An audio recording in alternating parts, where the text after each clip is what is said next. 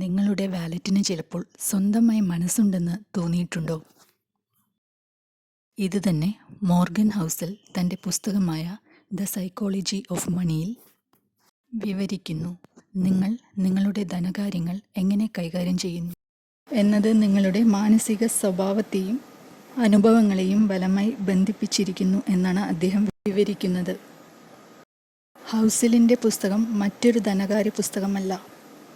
ഇത് നിങ്ങൾ എങ്ങനെ ചില പ്രത്യേക പണമിടപാടുകൾ ചെയ്യുന്നുവെന്ന് മനസ്സിലാക്കാൻ സഹായിക്കുന്നു.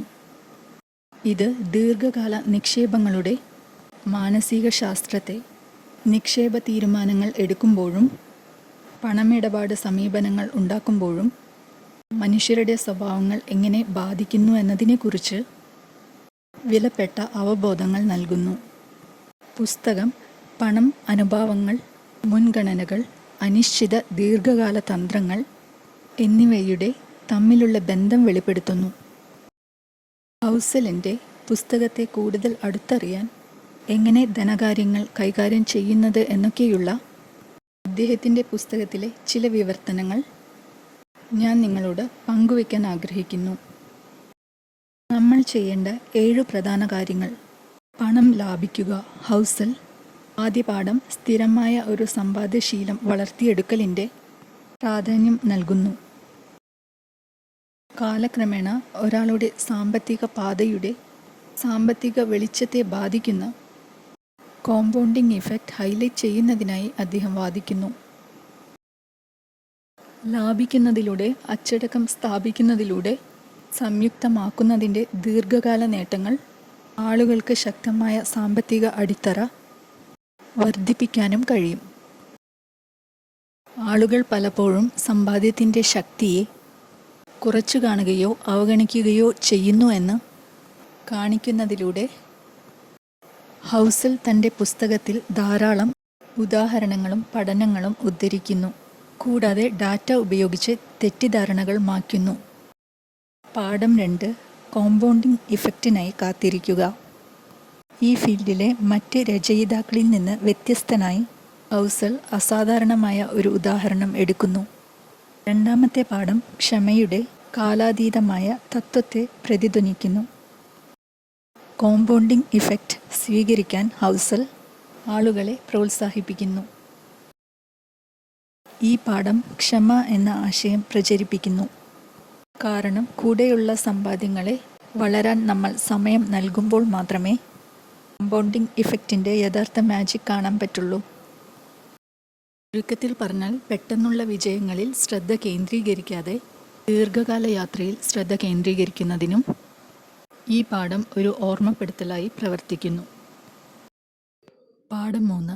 നിന്റെ നിക്ഷേപ തന്ത്രത്തിൽ ഉറച്ചു നിൽക്കുക. ഈ പാഠം വ്യക്തിഗത അപകട സാധ്യത മുൻകൂട്ടി കണ്ടറിഞ്ഞ് സ്വീകരിക്കാനും സാമ്പത്തിക ലക്ഷ്യങ്ങൾ പിന്തുടരുന്നതിൻ്റെയും പ്രാധാന്യം പറയുന്നു.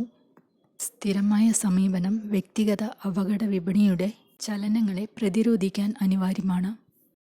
മറ്റ് ഗെയിം കളിക്കുന്ന ആളുകളിൽ നിന്നുള്ള സാമ്പത്തിക സൂചനകൾ സ്വീകരിക്കുന്നതിൻ്റെ പ്രാധാന്യവും ഒരു വ്യക്തിയുടെ ആവശ്യങ്ങൾ നിറവേറ്റുന്നതിനുള്ള നിക്ഷേപം നടത്താനും അദ്ദേഹം മുന്നറിയിപ്പ് നൽകുന്നു. ഒറ്റ രാത്രി കൊണ്ട് വിജയിച്ച പ്രശസ്തനായ ഒരു നിക്ഷേപകനെ മനസ്സിലാക്കാൻ ആഗ്രഹിക്കുന്ന നിക്ഷേപകർക്കെതിരെ അദ്ദേഹം മുന്നറിയിപ്പ് നൽകുന്നു. പാഠം 5. ജീവിതത്തിലെ ഓരോ ഫലവും വ്യക്തിഗത പരിശ്രമം ഒഴികെയുള്ള ശക്തികളാൽ നയിക്കപ്പെടുന്ന യാഥാർത്ഥ്യമാണ്. ഭാഗ്യവും അപകട സാധ്യതയും. നിങ്ങളുടെ ജീവിതാനുഭവം നിങ്ങളുടെ പ്രവർത്തനങ്ങളിൽ മാത്രം മതിയാകില്ല. ഭാഗ്യം, പ്രവചനാതീതമായ അപകട സാധ്യതകൾ ഫലങ്ങൾ രൂപപ്പെടുത്തുന്നതിൽ വലിയ പങ്ക് വഹിക്കുന്നു. അതിനാൽ താഴ്മയുള്ളവരായിരിക്കേണ്ടത് അത്യാവശ്യമാണ്. തെറ്റുകൾക്ക് ഇടം നൽകുക. ഈ പാഠത്തിൽ രചയിതാവ് ഒരു ദാർശനിക, പക്ഷേ ജീവിതം അപൂർവമായി പദ്ധതി പ്രകാരം കടന്നുപോകുന്നു എന്ന വസ്തുതയുടെ അനുഭവമാണ് പങ്കുവയ്ക്കുന്നത്. പ്രത്യേകിച്ച് ഒരു ദീർഘകാല പദ്ധതി.